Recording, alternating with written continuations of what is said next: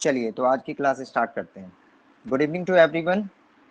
केंद्र राज्य संबंध में जैसे जैसे मैं नोट्स बनाऊंगा, जैसे जैसे मैं आपको बताता जा रहा हूँ, ऐसे ऐसे आप इसको अपने नोट्स में भी डिनोट करना। सबसे पहले केंद्र राज्य संबंध की हेडिंग आप डाल लीजिए, फिर इसको दो भागों में बांट लीजिए। सबसे पहले लिखिए यहाँ पे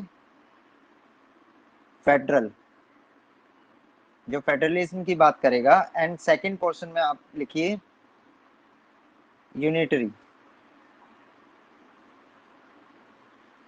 इंग्लिश और हिंदी दोनों में आपको पता होना चाहिए, क्योंकि ये टॉपिक ऐसा है कि अगर आपने इंग्लिश और हिंदी दोनों में इसको देखा तभी आपको समझ में आएगा।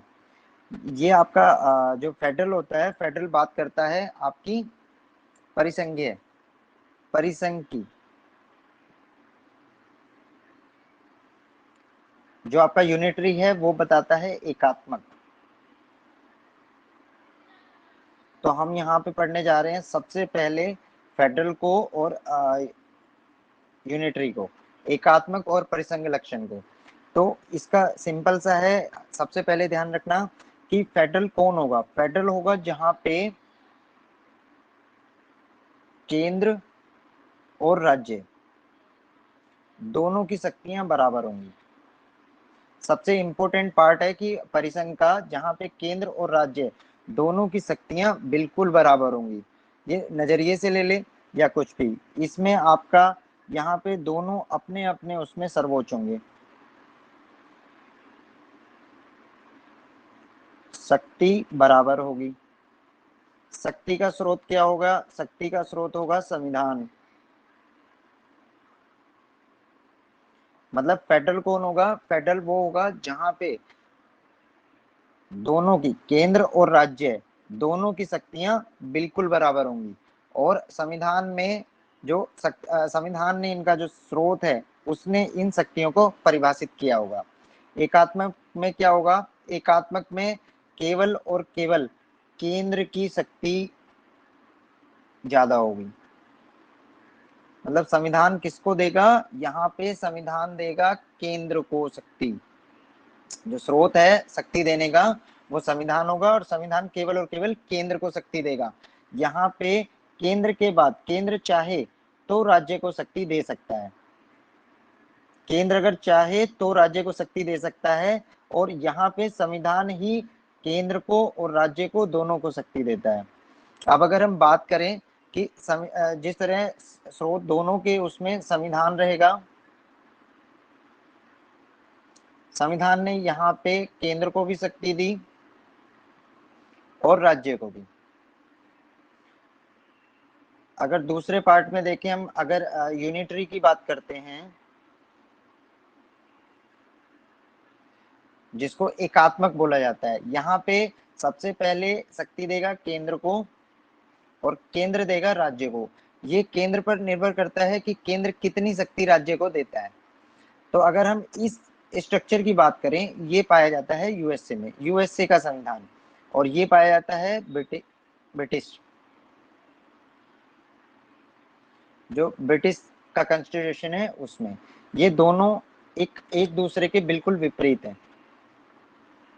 यहाँ तक आपको, आई होप आपको समझ में आया कि जहाँ पे केंद्र और राज्य बराबर होंगे शक्तियों में, वहां पे यूएसए, मतलब दोनों की शक्तियां संविधान ने दी बराबर। और जहाँ पे केंद्र की ओर झुकाव, मतलब शक्ति किसकी बड़ी होगी? केंद्र की। और केंद्र बाद में राज्य को कुछ शक्तियां देगा किसी भी उसमें, तब जाके। इसके लिए अगर आप देखो कि यूनिटरी जैसे हमने पढ़ी, यूनिटरी को देखा, तो यूनिटरी में संविधान ने केंद्र को दिया और केंद्र ने राज्य को दिया। अब केंद्र चाहे तो कुछ राज्य को शक्ति दे और केंद्र चाहे तो ना दे। अब अगर इसको हमें कोई क्वेश्चन आता है, कोई भी प्रश्न आता है मेंस में, आपका 200 शब्दों में लिखना है, तो अपना नोट डाउन कीजिए। मैं उस तरह से आपको लिखा भी देता हूँ और समझा भी देता हूँ, जो आपके नोट्स में बना रहे और आप उसको समझ भी पाए। एक इस तरह से चार्ट बनाइए। एक तरफ लिखिए फेडरल और एक तरफ लिखिए यूनिटरी। यहाँ पे सबसे पहले आप फेडरल में अगर बात करें, जैसे हमने देखा कि केंद्र बराबर राज्य, केंद्र की और राज्य की शक्तियां बराबर होंगी। यहाँ पे क्या होगा, केंद्र की शक्ति बड़ी होगी आपकी राज्य की शक्ति से, मतलब केंद्रीय शक्ति दे रहा है तो सर्वोच्च कौन होगा, केंद्र। तो ऐसा कभी हो सकता है कि जिस तरह से हमने फेडरल में पढ़ा कि फेडरल में दोनों के दोनों सर्वोच्च होंगे, मतलब एक ही सत्ता में, एक ही व्यवस्था में दोनों के दोनों बराबर हैं, केंद्र भी और राज्य भी, मतलब अपने अपने विषय में, अपने अपने क्षेत्र में दोनों के दोनों बराबर होंगे। जिस तरह से अगर विदेशी कोई मुद्दा है, उस पर कोई कानून बनाना है तो वहां पे केंद्र सर्वोच्च होगा अपने क्षेत्र में। अगर कोई राज्य विषय का मुद्दा है और उस पर कोई कानून बनाना है, कोई विधि बनानी है, तो वहां पे राज्य अपने उसमें सर्वोच्च होगा, मतलब दोनों के बीच में कहीं भी एक दूसरे के बीच में ओवरलैपिंग नहीं होगी। अगर इसका कंप्लीट हम उदाहरण देखें तो कौन सा है, यूएसए, और यहाँ पे आपका आता है ब्रिटेन।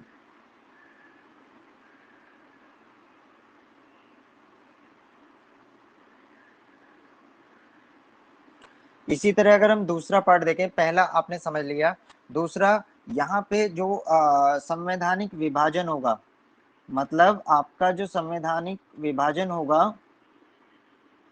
केंद्र और राज्यों के बीच में, इस जो फेडरल सिस्टम होगा उसमें केंद्र और राज्यों के बीच में संवैधानिक विभाजन, मतलब संविधान ने जो शक्ति दी है उसके बीच में अगर विभाजन होगा तो दोनों को आधा हिस्सा केंद्र, मतलब कुछ हिस्सा केंद्र को और कुछ हिस्सा राज्य को, मतलब संविधान ने दोनों को अलग अलग विषय पे शक्ति विधि बनाने का अधिकार दिया है।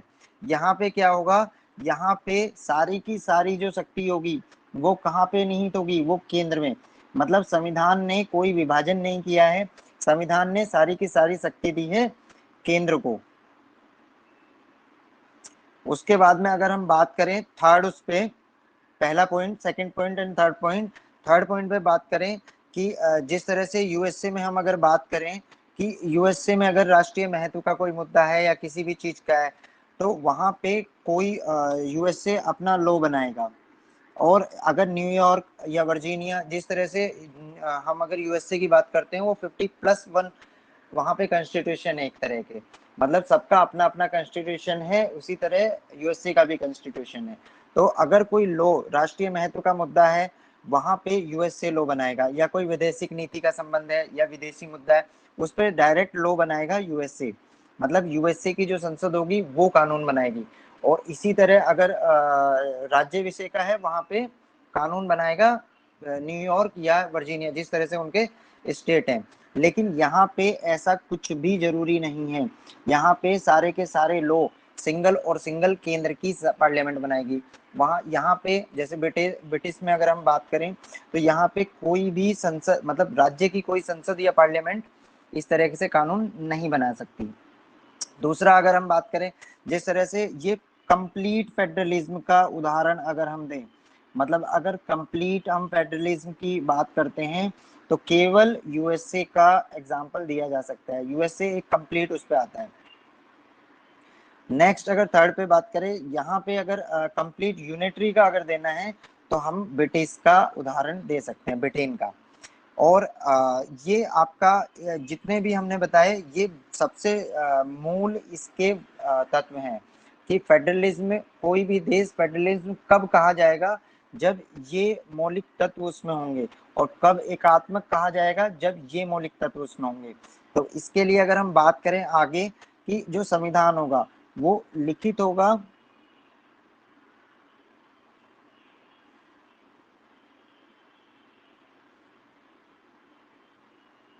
कठोर होगा,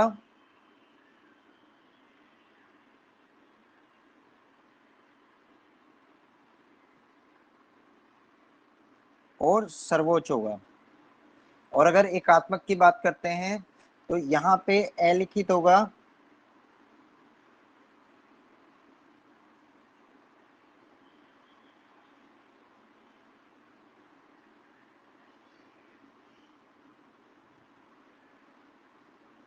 लचीला होगा, और यहाँ पे सर्वोच्च कौन होगा? संसद।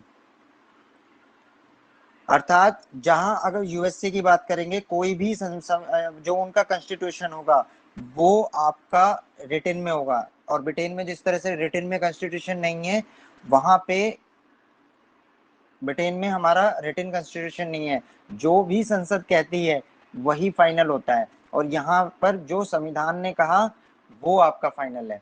इसी तरह अगर हम बात करें तो यहाँ पे अमेंडमेंट करना बहुत ही मुश्किल होगा, मतलब एक तरह से असंभव टाइप में, आप संविधान में कॉन्स्टिट्यूशन में अमेंडमेंट नहीं ला सकते, लेकिन यहाँ पे बहुत ही लचीला, मतलब संसद जब चाहे संविधान में अमेंडमेंट कर सकती है। ये हमने जितने भी पढ़े, ये सारे के सारे इसके मौलिक जो मूल इसके फंडामेंटल्स डायमेंशंस हैं। हाँ, इसके साथ भी कुछ चीजें हो सकती हैं जो हमें देखनी है।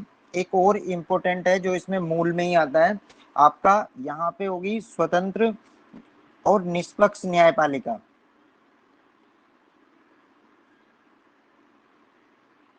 जो जुडिशरी होगी यहाँ पे, वो अगर हम जुडिशरी की बात करते हैं तो वो आपकी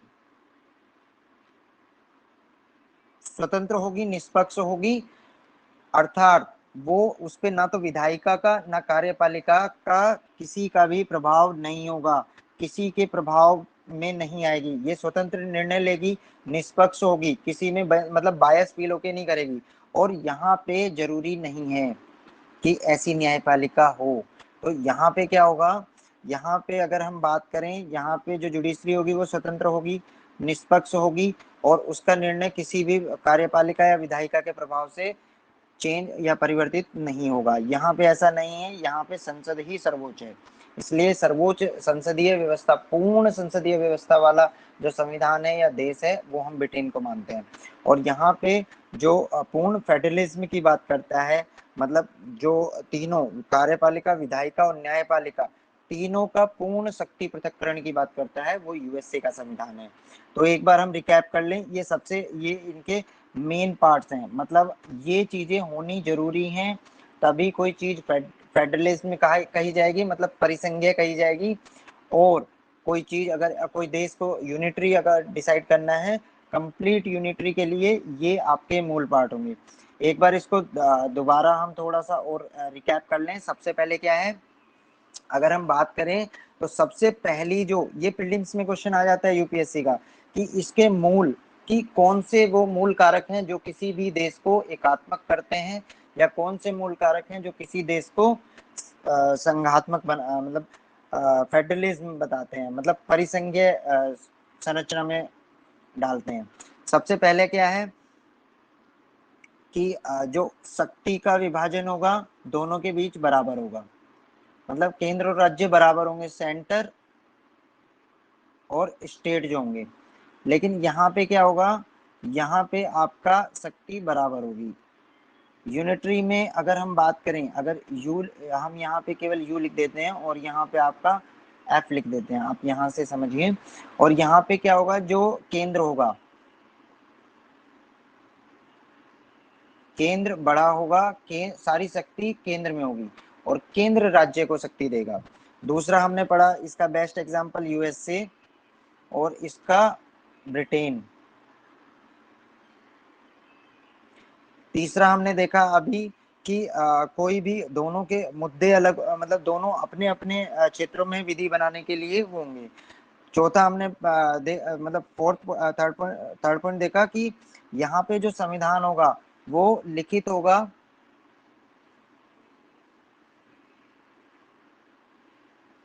कठोर होगा, सर्वोच्च होगा। यहाँ पे ऐसा नहीं है, यहाँ पे अगर आप बात करोगे तो यहाँ पे लिखित की जगह क्या आ जाएगा, अनरिटन कॉन्स्टिट्यूशन।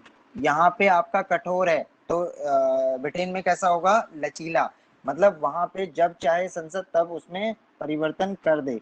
और यहाँ पे संविधान ही सर्वोच्च है, मतलब जो संविधान ने बोल दिया या जो संविधान में लिखा गया है वही, इसलिए इम्पीचमेंट से वहां पे आपका प्रेसिडेंट को भी हटाया जा सकता है।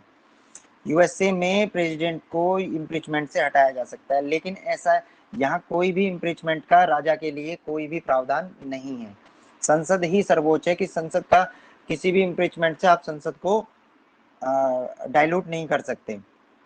नेक्स्ट हमने देखा कि यहाँ पे अगर हम बात करें द्विस्तरीय सरकार,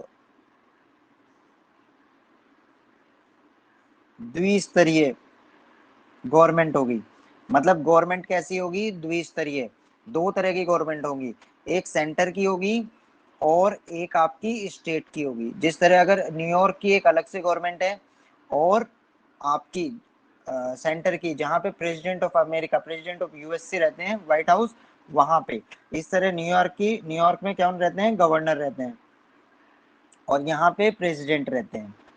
लेकिन यहाँ पे केवल और केवल एकल सरकार की बात करता है। एकल सरकार मतलब केवल और केवल प्राइम मिनिस्टर, एक ही सरकार होगी। अर्थात थोड़ा सा अगर मैं यूएसए के बारे में और बताऊं, यूएसए के बारे में देखेंगे आप, जो कार्यपालिका है मतलब जो प्रेसिडेंट की एग्जीक्यूटिव पावर, एग्जीक्यूटिव बॉडी है, वहां पे जो मंत्रिमंडल होगा वो कांग्रेस, जो वहां पे संसद है, पार्लियामेंट है, उसको कांग्रेस बोलते हैं। मतलब कांग्रेस का सदस्य नहीं होना चाहिए और जो कांग्रेस का सदस्य होगा वो मंत्री नहीं बन सकता। इसी तरह दोनों का पूर्ण पृथक्करण है, दोनों एक दूसरे के दबाव में नहीं आएंगे। वहां पे सारी की सारी पावर प्रेसिडेंट को दी जाती है, प्रेसिडेंट जो चाहे वो कर सकता है। इसलिए एक स्टेटमेंट है विद्वानों का कि जो यूएसए का प्रेसिडेंट है वो दुनिया में सिर्फ एक चीज को छोड़ के सब कुछ परिवर्तित कर सकता है, मतलब वो मेल को फीमेल नहीं बना सकता और फीमेल को मेल नहीं बना सकता है, अदरवाइज वो एवरीथिंग ही कैन चेंज। और यहाँ पे वही जो शक्ति है वो सारी की सारी शक्ति संसद को है। आई होप यहाँ तक आप समझे, आप बिल्कुल क्लियर है, तभी मैं आगे बढ़ूंगा क्योंकि ये बहुत इंपॉर्टेंट टॉपिक है। इसके बेस पे ही आगे चल के आपको विधायी संबंध, वित्त संबंध और प्रशासनिक संबंध समझ में आएंगे। यहाँ तक आपको क्लियर है तो प्लीज बताइए किस किस को समझ में आया। अगर यहाँ पे कोई प्रश्न है तो आप पूछ सकते हैं, तभी हम आगे बढ़ेंगे।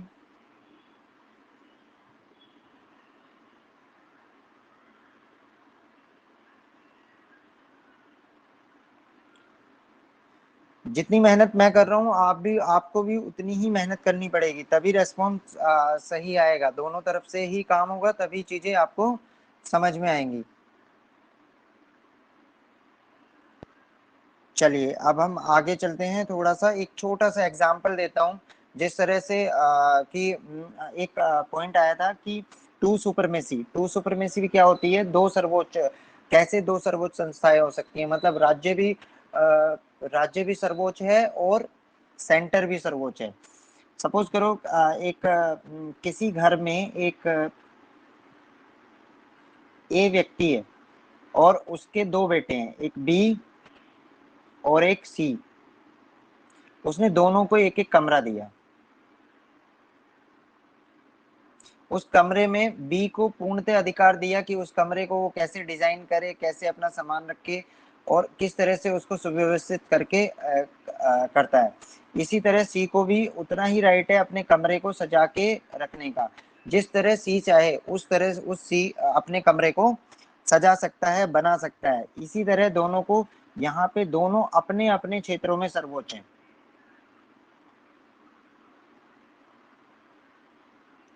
बी ओवरलैप नहीं करेगा सी में और सी ओवरलैप नहीं करेगा बी में, दोनों अपने अपने एरिया में सर्वोच्च रहेंगे। तो फेडरलिज्म में क्या हुआ, फेडरलिज्म में एक चार्ट आप अपनी कॉपी पे लॉन्ग टर्म के लिए बना के रखिए। अगर हम फेडरलिज्म की बात करते हैं तो फेडरलिज्म में क्या होता है, फेडरलिज्म में संविधान देता है। मैं बार बार इसलिए पढ़ा रहा हूँ क्योंकि इसके बाद चीजें इसको आधार मान के बताई जाएंगी। संविधान क्या करता है, संविधान देता है दोनों को शक्ति। यहाँ पे सेंटर को भी, केंद्र को भी शक्ति दे रहा है और स्टेट को भी शक्ति देता है, मतलब दोनों के बीच शक्ति का पूर्णतः विभाजन है। इसके कुछ विषय होंगे और इसके कुछ विषय होंगे, दोनों के अपने अपने विषय। और अगर यूनिटरी की बात करें हम तो यहाँ पे क्या है, यहाँ पे संविधान है इससे आपको समझ में आ जाएगा। संविधान है, फिर केंद्र है। संविधान ने शक्ति दी केंद्र को और केंद्र ने कुछ विषय राज्य को दे दिए कि राज्य इस पे। लेकिन कहीं कहीं क्या होगा, जब राज्य और केंद्र के बीच में किसी भी मुद्दे को लेके वाद विवाद होगा तो केंद्र की सुप्रीमेसी हमेशा, क्योंकि जो कोई चीज दे सकता है वो कोई चीज वापस रिटर्न भी ले सकता है। तो यहाँ तक आई होप आपको समझ में आ गया। फिर हम आगे पढ़ेंगे। तो अभी हमने इसके जो मौलिक तत्व थे एकात्मक और फेडरलिज्म के मौलिक तत्व जाने। कुछ और भी तत्व हैं जो इसको बनाते हैं फेडरलिज्म, और फेडरलिज्म बनाते हैं। और इसको तो अगेन हम इसको दो भागों में बांट लेते हैं, जिस तरह से हमने पहले इसको किया इसी तरह टेबल वाइज। तो यहाँ पे हमने फेडरलिज्म लिखा और यहाँ पे हमने यूनिटरी लिखा। यूनिटरी और फेडरलिज्म, एक होता है परिसंघीय और एक होता है एकात्मक। अब इसके कुछ और मूल विशेषताएं हैं इसकी, वो भी आपको पता होनी चाहिए। मतलब ये जो ऊपर मैंने लक्षण बताई, अनिवार्य लक्षण है, तभी इन चारों की उपस्थिति से ही उसको बताया जाएगा कि ये संघात्मक है और ये एकात्मक है। अब इसके कुछ और लक्षण है, मतलब सहयोग, जो इसको सहयोग करते हैं, मतलब पूरक करते हैं कि अगर ये और है तो ये बेहतर फेडरलिज्म है, और ये और है तो ये बेहतर एकात्मक की तरफ झुकाव है इसका। तो सबसे पहला क्या है, दोहरा संविधान। इस पे सबसे ज्यादा क्वेश्चन आते हैं, इसलिए बहुत इंपॉर्टेंट, बहुत ध्यान ध्यान से समझना इसको। कहीं भी कोई क्वेश्चन हो तो आप पूछ सकते हैं। यहाँ पे है एकल संविधान, मतलब दोहरा संविधान कैसे है, यहाँ पे स्टेट का संविधान अलग होगा और राज्य का सॉरी सेंटर का कॉन्स्टिट्यूशन अलग है और स्टेट का कॉन्स्टिट्यूशन अलग है। स्टेट अपना कॉन्स्टिट्यूशन खुद लिखेगा कि हमारे राज्य में किस तरह से विधि बनेगी, किस तरह से कानून होंगे, किस तरह से व्यवस्था होगी। तो राज्य क्षेत्र के लिए जो भी वो कानून बनाएगा वो उसका सर्वोच्च कानून होगा। मतलब यहाँ पे जो संविधान है, दोनों दो संविधान होंगे, एक सेंटर का और एक स्टेट का। इसी तरह जो सेंटर का संविधान होगा वहां पे केवल और केवल सेंटर की बातों की बात होगी कि विदेशी संबंध कैसे होंगे, रक्षा संबंध हमारे कैसे होंगे, इस तरह की। और जो यूनिटरी की बात होगी वहां one and only one constitution होगा, जैसा ब्रिटेन में है। दूसरी अगर हम बात करें, दूसरे मुद्दे पे जाएं, तो हम बात करेंगे कि यहाँ पे जिस तरह से अगर दोहरे संविधान की हम बात करते हैं, यूएसए में 51 कॉन्स्टिट्यूशन है। मतलब आपका यूएसए का भी कॉन्स्टिट्यूशन है और 50 के 50 कंट्रीज का कॉन्स्टिट्यूशन है। अब दूसरी अगर बात करें नागरिकता, तो यहाँ पे नागरिकता कैसी होगी, दोहरी नागरिकता होगी। मतलब नागरिकता कैसी होगी, दोहरी। और यूनिटरी में कैसी होगी, एकल नागरिकता का प्रावधान होगा।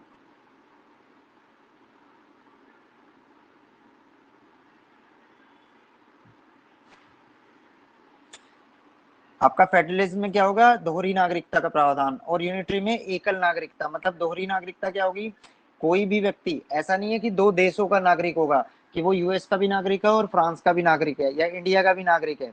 तो वहां पे क्या होगा, केंद्र की भी नागरिकता हो, मतलब यूएसए का भी एक बंदा नागरिक हो सकता है और वो न्यूयॉर्क का भी नागरिक हो सकता है। अर्थात वहां पे राज्य की नागरिकता अलग है और सेंटर की नागरिकता अलग है। कोई भी व्यक्ति दोनों जगह का नागरिक हो सकता है। लेकिन ब्रिटेन में क्या है, केवल और केवल एकात्मक, मतलब एकल नागरिकता का प्रावधान है। वहां पे नागरिकता कैसी होगी, एकल नागरिकता, सिंगल सिटीजनशिप। मतलब वो केंद्र के और राज्य की ही बात है, ऐसा नहीं है कि दो कंट्री की कि वो फ्रांस की भी नागरिकता ले लेगा और उसमें, मतलब यहाँ दोहरी नागरिकता की बात है, केंद्र की और राज्य की। इसमें अगर जैसे आपको वर्डिंग लिखनी है तो आप ये लिखेंगे कि कोई भी व्यक्ति दो स्वतंत्र देश का नागरिक नहीं हो सकता, लेकिन वो एक ही साथ केंद्र की नागरिकता भी रख सकता है और राज्य की नागरिकता भी रख सकता है। इसी तरह अगर आगे पढ़े हम, तो निर्वाचन,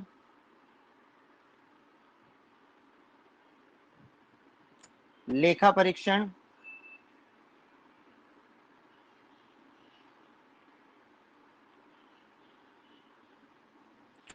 इस तरह के जितने भी काम होंगे, प्रशासन, ये सारे के सारे कार्य दोहरी भूमिका में होंगे। मतलब केंद्र के अधिकारी अलग होंगे और राज्य के अधिकारी अलग होंगे। जिस तरह से हम थोड़ा सा अगर एग्जांपल दूं, जैसे सेंट्रल गवर्नमेंट के एम्प्लॉइज हैं और स्टेट गवर्नमेंट के एम्प्लॉइज हैं, मतलब उनका ज्यूरिडिक्शन जो है वो दोनों का डिफरेंट डिफरेंट डिस्ट्रीब्यूटेड होगा। इसी तरह यहाँ पे कोई भी ऐसा प्रावधान नहीं होगा। अगर यहाँ पे निर्वाचन है, जैसे मतलब अगर सेंटर के चुनाव हो रहे हैं तो वहां पे सेंटर का निर्वाचन आयुक्त होगा, मतलब केंद्र का निर्वाचन आयुक्त होगा, केंद्र का ही सारी प्रक्रिया होगी, केंद्र के ही अधिकारी होंगे। प्रशासन में भी ऐसा ही होगा। और न्यूयॉर्क के और वर्जीनिया और अदर स्टेट्स के जैसे होंगे वो अपने राज्य के कर्मचारी, और वो सारे के सारे अलग होंगे। तो दोहरी भूमिका में, मतलब दो पक्षों का हिसाब है, मतलब पूरा का पूरा विभाजन है। केंद्र के लिए डिफरेंट लेखा परीक्षण, राज्य के लिए डिफरेंट लेखा परीक्षण करने वाले अधिकारी। और यूनिटरी में क्या है, एकल, मतलब केवल और केवल एकल प्रशासन होगा, एकल निर्वाचन होगा, एक ही निर्वाचन आयोग होगा, और एक ही आपका लेखा परीक्षण, मतलब कैग टाइप में एक ही होगा। जिस तरह से कुछ भी होगा तो वहां पे सिंगल और सिंगल, जिस तरह से यहाँ पे प्रेसिडेंट होगा स्टेट में, सेंटर में, और गवर्नर होगा, लेकिन यहाँ पे क्या होगा, केवल और केवल प्राइम मिनिस्टर। ये आपके पूरे के पूरे लक्षण बताते हैं किसी भी देश को कि कोई देश परिसंघीय भूमिका में है या वो देश किसी एकात्मक भूमिका में है। आई होप आप यहाँ तक समझ गए हैं। अगर यहाँ तक कोई भी आपको क्वेश्चन, कोई प्रश्न आपके दिमाग में है, कोई भी डाउट है, तो आप पूछ सकते हैं, उसके बाद ही हम आगे बढ़ेंगे।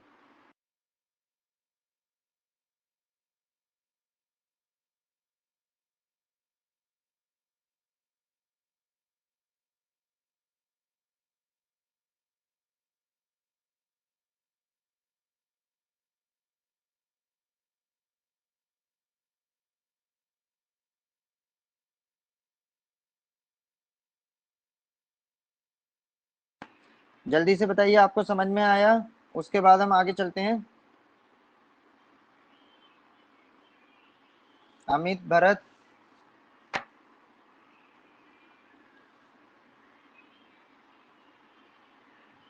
जल्दी, fast.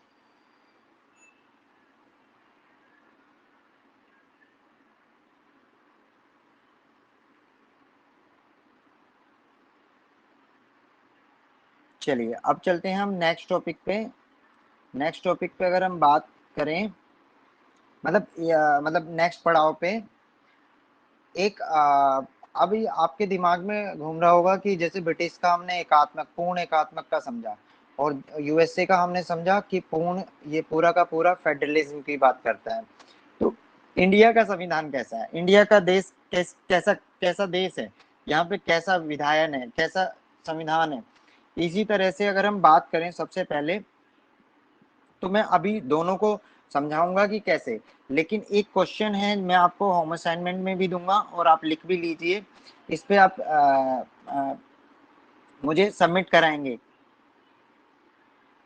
What is the federal system?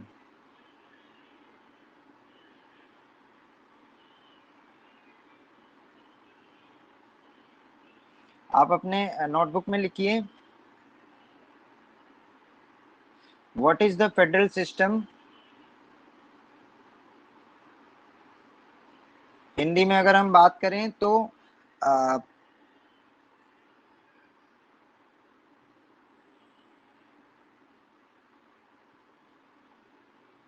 परिसंघीय व्यवस्था क्या है, चर्चा करें।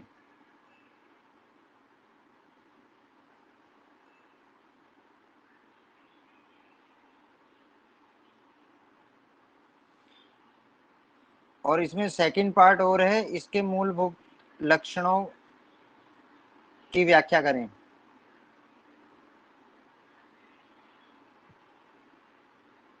इसको मुझे लिख के दिखाना है, मैं अभी पूरी क्लास में पूरा डिफाइन किया है। इसके मूलभूत लक्षणों को की व्याख्या करें। ये प्रश्न है, ये आपको आंसर देना है 200 शब्दों में। मैंने पूरा का पूरा आपको क्लियर कर दिया है।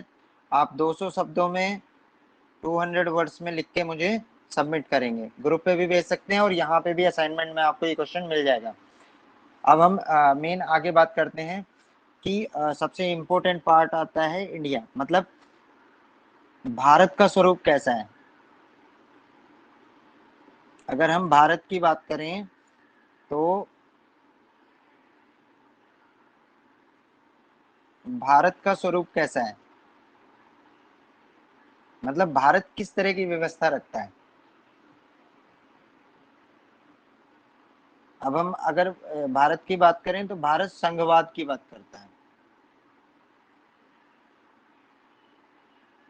तो भारत का स्वरूप कैसा होगा, संघवाद। और संघवाद का स्वरूप कैसा होगा कि किस तरह का संघवाद भारत में है, मतलब किस टाइप का आपका यहाँ पे संघवाद है, मतलब ये फेडरलिज्म टाइप का है तो या यूनियन टाइप का है, किस तरह का है। अब हम उसी पे चर्चा करेंगे। एक क्वेश्चन है, उसी में मैं आपको पूरा का पूरा ये समझा दूंगा कि ये एक आया हुआ आपका प्रश्न है, भारतीय संघवाद का स्वरूप। लिखिए आप इस क्वेश्चन को एक बार, फिर मैं इसको लिखवाऊंगा भी पूरा। भारतीय संविधान का स्वरूप, भारतीय संविधान का स्वरूप। मैं इसमें स्लो इसलिए चल रहा हूं क्योंकि ये बेसिक है, आपको समझना बहुत जरूरी है। भारतीय संविधान का स्वरूप संघात्मक है, लेकिन इसकी आत्मा एकात्मक है। मैं यहाँ पे आपको मेंस की आंसर राइटिंग भी किस तरह से आपको क्वेश्चन को समझना है, किस तरह से आपको लिखना है, ये सारी चीजें बताएंगे। एकात्मक है, चर्चा करें। तो सबसे इम्पोर्टेंट पार्ट आ रहा है इसका कि भारत का, भारतीय संविधान की बात कर रहा है। भारतीय संविधान की बात करते उसमें ये बोल रहा है कि जो इसका स्वरूप है वो संघात्मक प्रवृत्ति का है, लेकिन अगर इसकी आत्मा की बात करें मतलब सोल, वो एकात्मक है, क्योंकि बिना सोल के आपका शरीर बेकार है।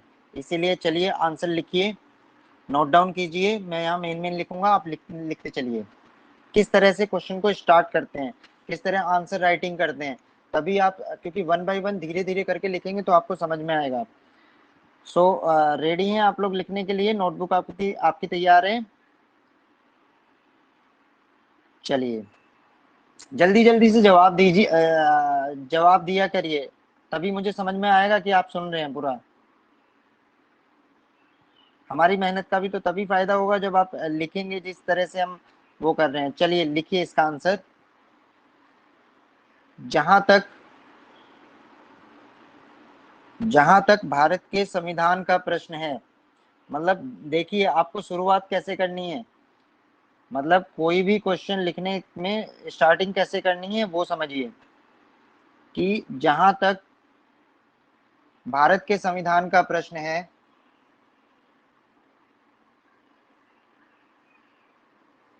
भारत में भी संघवाद के मूल लक्षण पाए जाते हैं।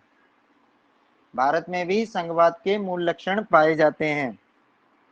संघवाद के मूल लक्षण मैंने बताया, परिसंघीय मतलब यूएसए के जो मूल लक्षण है। न्यायपालिका कैसी है, यहाँ पे स्वतंत्र है, निष्पक्ष है। संविधान क्या है, सर्वोच्च है। शक्ति का विभाजन है, केंद्र राज्य के विषय अलग हैं, राज्य सूची के विषय अलग हैं, समवर्ती सूची, ये सारी चीजें समझ रहे हैं ना, जहां मैं कह रहा हूं, जो मैं बात समझाना चाह रहा हूं आपको। मतलब भारत में संघवाद के मूलभूत लक्षण पाए जाते हैं, लेकिन लेकिन इसके साथ ही भारत में कुछ एकात्मक लक्षण भी पाए जाते हैं। संघवाद के भी लक्षण पाए जाते हैं और एकात्मक लक्षण भी पाए जाते हैं। अर्थात भारत का संविधान, जल्दी जल्दी लिखिए, भारत का संविधान संघात्मक होते हुए भी,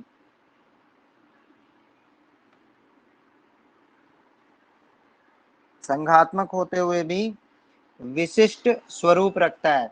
मतलब जब दोनों चीजें होगी मतलब इसका स्वरूप कैसा हो गया, ना तो एकात्मक और ना ही संघात्मक, मतलब इसका स्वरूप विशिष्ट हो गया। इस तरह से आपको भूमिका बनानी है इस प्रश्न की। हम अगर यहां लिखें तो इसका कैसा स्वरूप हो गया, विशिष्ट स्वरूप हो गया। ठीक है, इसके बाद में आपको एग्जाम्पल देना है, जैसे संविधान ने शक्ति का विभाजन केंद्र और राज्य दो भागों में किया है। वहां पे आप अनुच्छेद लिख सकते हैं, मतलब यहाँ पे फैक्ट डाल सकते हैं।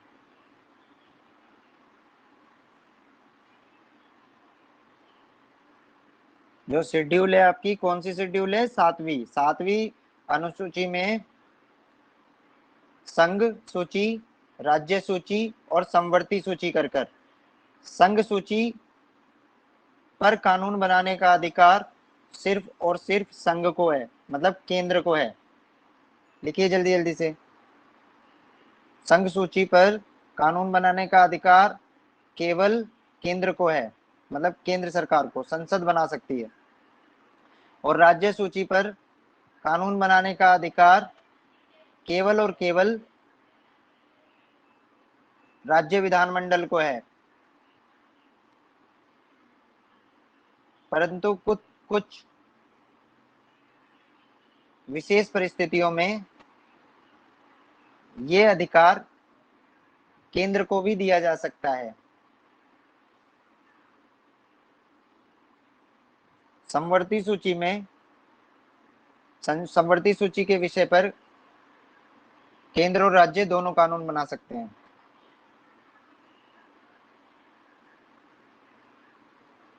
हमारा संविधान सर्वोच्च लिखित, कठोर और लचीला है।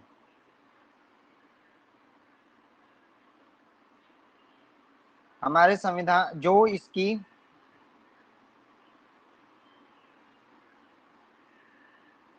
परिसंघीय भूमिका को परिभाषित करते हैं।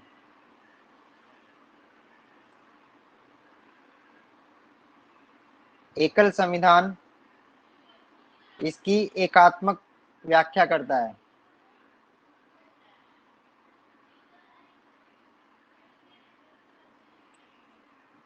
एकल नागरिकता इसकी एकात्मक एकात्मक आमुखता दिखाती है। अगर मैं कहीं तेज बोल रहा हूं तो आप मुझे रोक सकते हैं, कहीं कुछ समझ में ना आए तो आप प्रश्न पूछ सकते, मतलब रोक के मुझे कर सकते हैं कि सर दोबारा बोलिए। अब इसके लास्ट पार्ट में जाएंगे हम, जो निष्कर्ष, अंतोतगत्वा अंतोत अंतोतगत्वा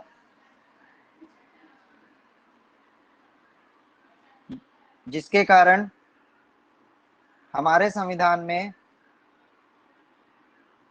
फेडरल शब्द का, मतलब परिसंघ शब्द का प्रयोग नहीं हुआ है और ना ही एकात्मक शब्द का कहीं प्रयोग मिलता है। हमारे संविधान में संघ शब्द का प्रयोग किया गया है, संघ शब्द का, अर्थात यूनियन, यूनियन वर्ड यूज किया गया है।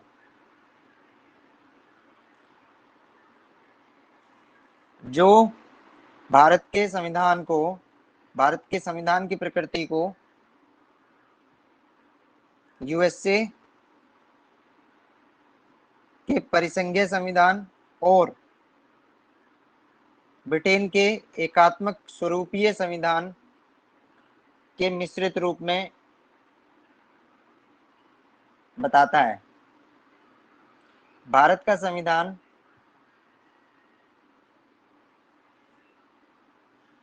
शक्तियों का विशेष परिस्थिति में केंद्र की ओर झुकाव दिखाता है। तो यहाँ पे आपका ये क्वेश्चन आपका कंप्लीट हो गया। इसको आप क्वेश्चन पढ़ेंगे, लिख लिया आप दोनों ने? कंप्लीट हो जाए तो बता दीजिएगा, नेक्स्ट चलेंगे।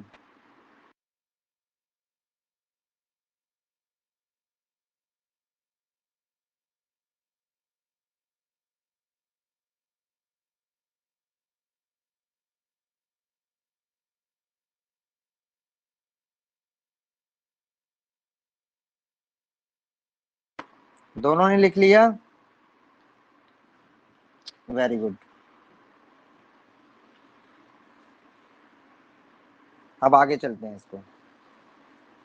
अगर कहीं बात करनी है किसी भी चीज की तो यहाँ पे लिखिए कि हम इसको संघीय, मतलब इसका संघ का स्वरूप क्या होगा।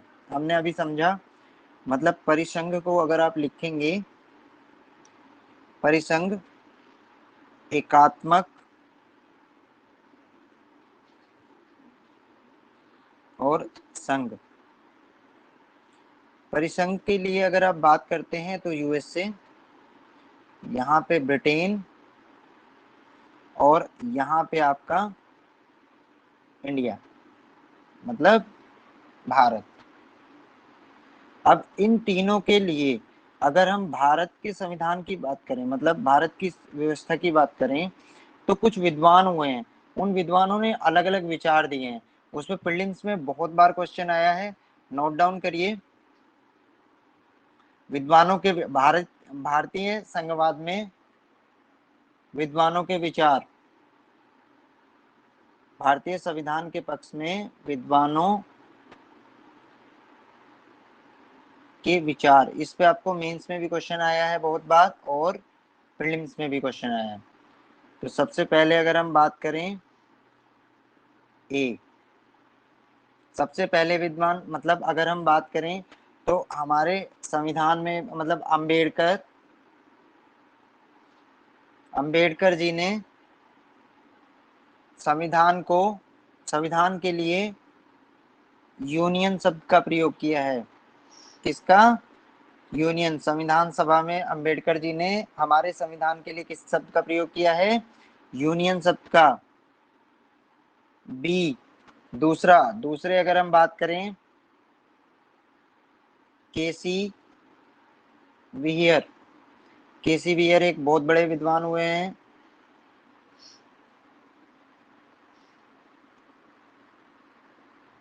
केसी विहियर ने हमारे संविधान के लिए क्या बोला है? अर्धसंघात्मक। अब देखिए यहाँ पे हिंदी इंग्लिश आपको दोनों आनी चाहिए, तभी आप इस चीज को, बाइलैंग्वेज टीचर होना चाहिए, आप तभी समझ सकते हैं। मतलब आप इसको इंग्लिश में क्या बोलते हैं? Quasi federal.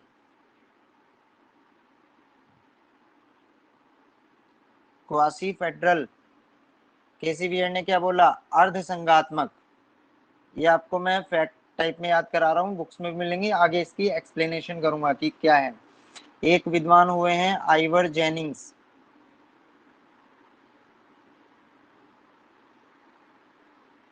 आइवर जेनिंग्स ने क्या बोला? आइवर जेनिंग्स ने इसको बोला है कि हमारा संविधान कैसा है? भारतीय संविधान एकात्मक लक्षणों वाला संघ। मतलब यहाँ पे इसके लक्षण कैसे हैं? एकात्मक लक्षणों वाला संघ। इसी तरह, मतलब यहाँ पे आइवर जेनिंग्स क्या कहना चाहते हैं कि इसमें जो भी संविधान झुकाव करता है शक्तियों के लिए, किसी भी चीज के लिए, वो केंद्र की तरफ झुकाव करता है, और ये संघवाद की बात करता है, मतलब दोनों का मिश्रित रूप है। अब सबसे इम्पोर्टेंट है और बहुत ही ज्यादा जरूरी है, इस पे क्वेश्चन भी आया है। WH, नाम लिखिए, बहुत लंबे लंबे नाम होते हैं। मॉरिस, WH मॉरिस जोन्स, इन्होंने हमारे संविधान के बारे में क्या बोला है? WH मॉरिस जोन, हमारी व्यवस्था कैसी है? हमारी व्यवस्था है सौदेबाजी की, मतलब बार्गेनिंग की। इसको इंग्लिश में क्या बोला है? इंग्लिश में आपको पता होगा सौदेबाजी क्या होती है? बार्गेन करना। बार्गेन में सबसे ज्यादा जो इंटेलिजेंट होती हैं वो लेडीज होती हैं, कि एक चीज 10 रुपए की लानी है, 100 रुपए की चीज को 10 रुपए तक भाव पे ले आएंगे। तो मॉरिस जोन्स ने क्या बोला है? मॉरिस जोन्स ने बोला है कि भारत का संविधान ऐसे ही नहीं है, भारत का संविधान सौदेबाजी का है, किसी से कुछ ले लिया, किसी से कुछ ले लिया, और सबको जोड़ के एक संविधान बना दिया। ऐसा मतलब ये इसकी क्या कर रहे हैं? आलोचना। अगर आलोचना की बात आती है कहीं भी, तो आप WH मॉरिस जोन्स का नाम डाल सकते हैं कि आलोचक मॉरिस जोन्स कहते हैं कि भारत का संविधान बेकार है और ये बार्गेनिंग की बात करता है, मतलब सौदेबाजी का संघवाद है, ये एक दूसरे से सौदेबाजी के फेडरलिज्म की बात करता है। अब एक और सबसे इम्पोर्टेंट और सबसे लास्ट की अगर मैं बात करूं, ये इस पे तो पूरी की पूरी एक क्लास होगी हमारी। ये आता है आपका ग्रेनविल का स्टेन, ग्रेनविल ऑस्टिन, यह बहुत इंपॉर्टेंट है।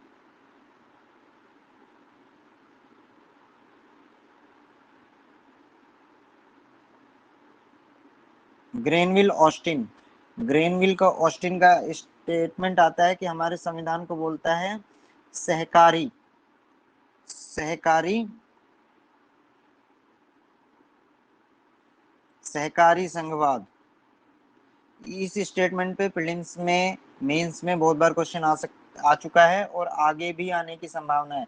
मतलब ग्रेनविल ऑस्टिन बोलते हैं इसको सहकारी संघवाद की परिभाषा दी, अर्थात ये जो आलोचक मॉरिस जोन्स है उसके विरोध, उसके अपोजिट बात कर रहे हैं। मतलब ये कोऑपरेटिव फेडरलिज्म की बात करता है, मतलब कोऑपरेट करने वाला फेडरलिज्म। यहाँ पे बार्गेनिंग जैसी कोई भी संविधान में कोई भी व्यवस्था नहीं दिखती,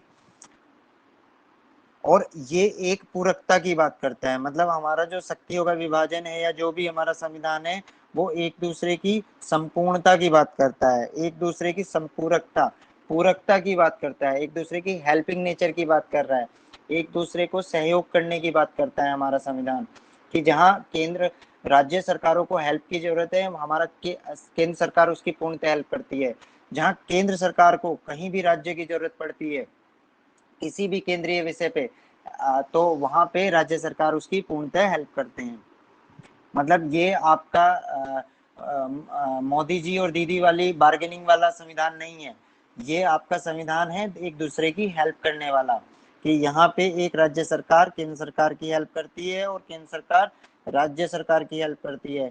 अर्थात व्यवहारिकता की बात नहीं कर रहा हूँ मैं, थ्योरेटिकल में यही आपको लिखना है, तभी आपको नंबर मिलेंगे। यहाँ तक हमारा अगर कहीं भी आपको कोई डाउट हो, जहां तक मैंने आपको समझा दिया, ये इसका बेसिक स्ट्रक्चर था। यहाँ पे अभी तक कोई प्रश्न हो आप पूछ सकते हैं, फिर हम चलते हैं केंद्र राज्य संबंध, क्योंकि जब तक ये नहीं समझोगे तब तक आगे नहीं समझे। इसलिए मैंने आपको आज बेसिक बता दिया, क्योंकि ये 3-4 दिन क्लास चलेगी इसकी, कि केंद्र राज्य संबंध पढ़ेंगे हम, विधायी, फिर प्रशासनिक संबंध, फिर वित्तीय संबंध, ये सारे के सारे संबंध। अब मैं 2 मिनट के लिए, अगर आपके प्रश्न हैं तो मैं उन प्रश्नों को लेना चाहूंगा, उसके बाद में मैं आपको अगले मतलब इसके नेक्स्ट पड़ाव पे लेके चलूंगा। 1 मिनट का टाइम है आपके पास में, आप प्रश्न पूछ सकते हैं।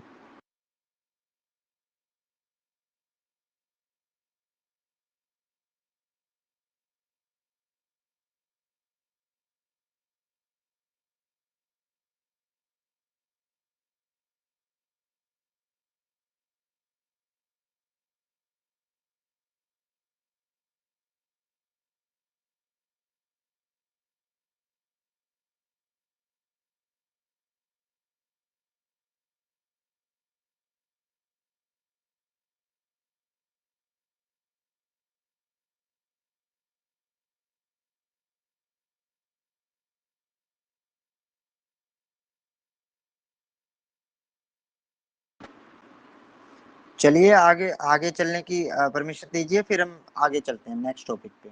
यहाँ तक आई होप आपको समझ में आ गया। वॉइस क्लियर आ रही है मेरी? प्लीज कंफर्म करें।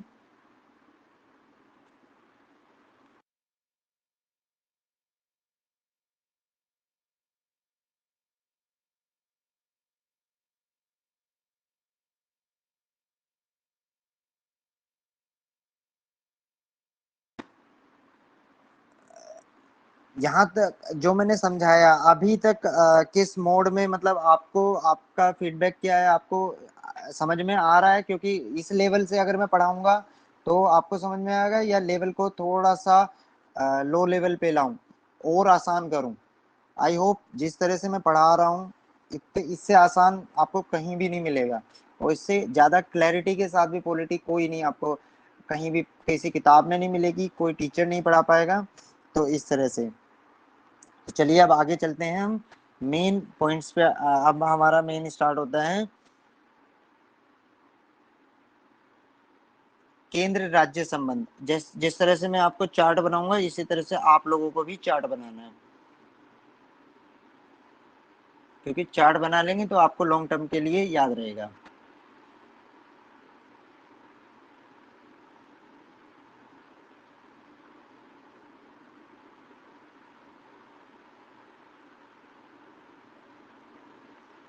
केंद्र राज्य संबंधों में सबसे पहला आता है विधायी संबंध,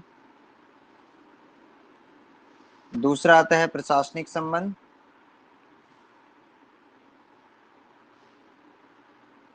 तीसरा आता है वित्तीय संबंध।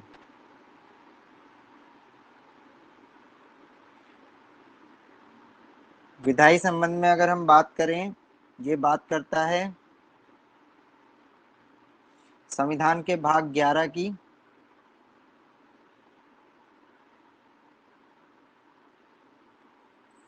अध्याय 1, जो आर्टिकल्स हैं, मतलब अनुच्छेद। एक चीज ध्यान रखना, इंग्लिश वाले, इंग्लिश मीडियम वाले आर्टिकल को पूरा लिखेंगे और अनुच्छेद वाले पूरा, हिंदी मीडियम वाले अनुच्छेद पूरा लिखेंगे, अनु करके नहीं लिखेंगे। 245 टू 255, ये फैक्ट्स के लिए मैं आपको बता रहा हूँ। भाग 11 अध्याय 1 आर्टिकल 245 टू 255। और अगर हम प्रशासनिक संबंधों की बात करते हैं केंद्र राज्य में, ये आपका भाग 11 और जो चैप्टर है, इसका चैप्टर कौन सा है, अध्याय 2। आर्टिकल्स कौन से हैं इसके, आर्टिकल्स की अगर हम बात करें 256, 256 मतलब अब तक 56, देखिए ना मूवी नाना पाटेकर की, अब तक 56 कितने एनकाउंटर करता है वो, 263। और 56 इंच का तो सीना भी है मोदी जी का, तो 56 इंच का सीना किसमें है, मोदी जी की गवर्नेंस से अच्छी कोई गवर्नेंस नहीं है, ऐसा आप बोल सकते हैं। अब बोलेंगे ऐसा कहा तो नहीं जा सकता।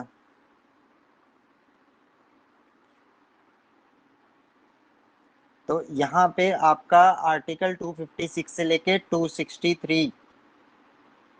और नेक्स्ट अगर वित्तीय संबंधों की हम बात करें, तो वित्तीय संबंधों पे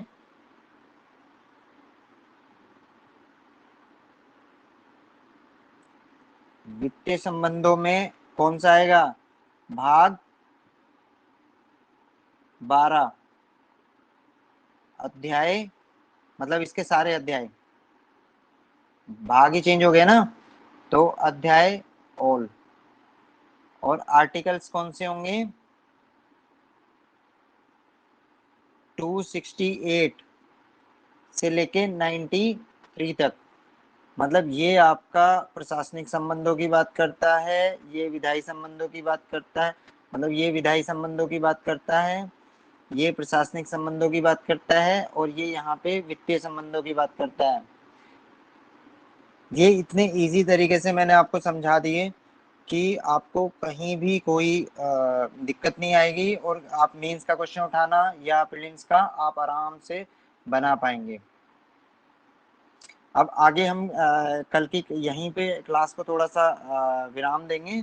अब कल हम क्या क्या पढ़ने वाले हैं, कल हम पढ़ेंगे कि जो सेंटर है, जो केंद्र है, और जो स्टेट है, उन दोनों के बीच में, उन दोनों के बीच में आपके रिलेशन कैसे हैं, उनके मतलब किस टाइप के हैं, विधायी संबंध कैसे हैं उनके बीच में, जब दूसरों को प्रशासनिक हेल्प चाहिए तो कैसे हेल्प करते हैं। जैसे मैंने आपको बताया था कि कभी कभी क्या होता है कि, एक एग्जांपल देता हूँ, कि जिस तरह जो आयकर है, वो आयकर किसके लिए है, आयकर केंद्र सूची का विषय है। तो आयकर केंद्र सूची का विषय है, मतलब जितने भी IRS ऑफिसर्स हैं वो केंद्र सूची के विषय के लिए काम करेंगे। और जो आपका वाणिज्य कर है वो राज्य सूची का कर है, मतलब जो स्टेट गवर्नमेंट के टैक्स अफसर होंगे वो स्टेट गवर्नमेंट की टैक्स के लिए काम करेंगे। अब क्या होता है, सपोज करो कहीं भी एक साल में टैक्स कलेक्ट करना है। अब टैक्स कलेक्शन इतना कलेक्ट करना है, आयकर जो इनकम टैक्स वाले थे ऑफिसर्स, उन्होंने अपने समय से पहले सारा टैक्स कवर कर लिया, सारा टैक्स वसूल कर लिया, और जितना वसूल करना था उतना वसूल कर लिया। लेकिन अगर योगी जी कहते हैं, सपोज करो यूपी और सेंटर की बात हो रही है, तो योगी जी देखते हैं कि जो अब हमारे वाणिज्य कर अधिकारी हैं उन पे वसूला नहीं जा रहा है, वो अपनी सीमा के अभी तक 60% ही वसूल पाए हैं, या वो कहीं ना कहीं प्रॉब्लम फेस कर रहे हैं। मतलब यहाँ पे मतलब जो कॉम्पिटेंट ऑफिसर्स नहीं हैं। अगर ऐसा चीफ मिनिस्टर को लगता है तो चीफ मिनिस्टर क्या करेंगे, अप्रोच करेंगे केंद्र सरकार को कि आपके अधिकारी बहुत स्मार्ट हैं, अच्छे हैं, जल्दी से वसूल कर लेते हैं, तो यहाँ पे आइए और अपने अफसर से ही हमारा वाणिज्य कर वसूल कराइए। तो वहां पे क्या होगा, अगर केंद्र सरकार राज्य सरकार की मान लेती है, मतलब अगर उनको सही लगता है, तो यहाँ पे एक राज्य की हेल्प कर सकते हैं। और मोदी जी बोलेंगे अपने अफसर्स को कि जाइए और यूपी गवर्नमेंट का वाणिज्य कर भी वसूल कर करिए, और वसूल करके किसको देंगे, वसूल करके आपको चीफ मिनिस्टर को दे देंगे, मतलब राज्य सरकार को मिल जाएगा। लेकिन अगर ऐसे ही संबंध सपोज करो कोलकाता के साथ में, कलकत्ता के साथ में, ममता दीदी के साथ में, मोदी जी के जैसे योगी जी के साथ संबंध है, ऐसे तो नहीं है। तो वहां पे अगर ममता दीदी भी ऐसा कहती हैं कि मेरे भैया मोदी आप मेरी हेल्प करें और आप ऐसा ऐसा करिए, तो मोदी जी माने या ना माने वो उनके ऊपर डिपेंड करता है। मतलब केंद्र सरकार का पूर्णतः विवेक है, वो उनकी हेल्प करें या नहीं करें। व्यवहारिक स्तर पे आप समझ जाएंगे वो किन की हेल्प करेंगे। जिस तरह से बिहार का मुद्दे पे अगर हम बात करें, वो बिहार की हेल्प करेंगे या यूपी की, वो एक व्यवहारिकता का प्रश्न है। लेकिन थ्योरेटिकली अगर हम बात करें तो हेल्प करनी चाहिए। अगर राज्य हेल्प मांग रहे हैं, अगर इसी तरह केंद्र को हेल्प की जरूरत होती है राज्य की, तो राज्य भी इसी तरह हेल्प करते हैं। चुनाव में जब राज्य लोकसभा का चुनाव होता है, तो पार्टीज राज्यों में हेल्प मांगती है ना, या केंद्र सरकार जो भी होती है। तो इसी तरह से आप ध्यान रखिएगा। तो विद्वानों के विचार हमने पढ़े, इसके मल्टी डायमेंशन अप्रोच पढ़े। तो कल हम पढ़ने जा रहे हैं विधायी संबंध, मतलब विधायी संबंध पढ़ेंगे, प्रशासनिक संबंध पढ़ेंगे और वित्तीय संबंध। तो चलिए आज की क्लास यहीं पे खत्म होती है। Thank you.